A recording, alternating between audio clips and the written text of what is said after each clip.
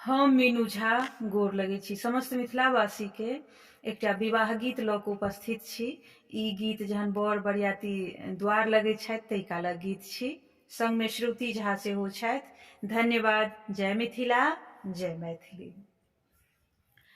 आजो अयला गिर बर धारे, जनक जी के आंगन में।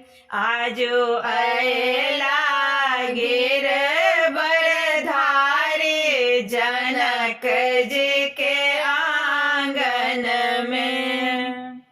जखन से राम जी दलान बीच अयलनि, जखन श्री राम जी दलान बीच अयलनि, हाथी साजल बरियाती, जनक जी के आंगन में।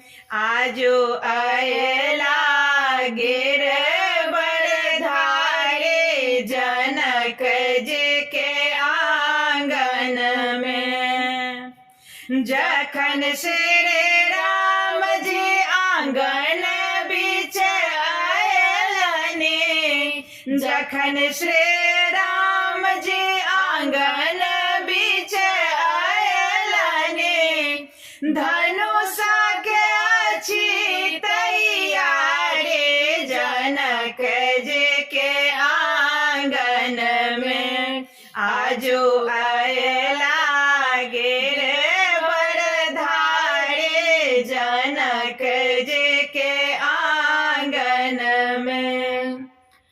जखन श्री राम जी को बर बीच अयलनि, जखन श्री राम जी को बर बीच अयलनि, सारी छकल दुआरे, जनक जी के आंगन में।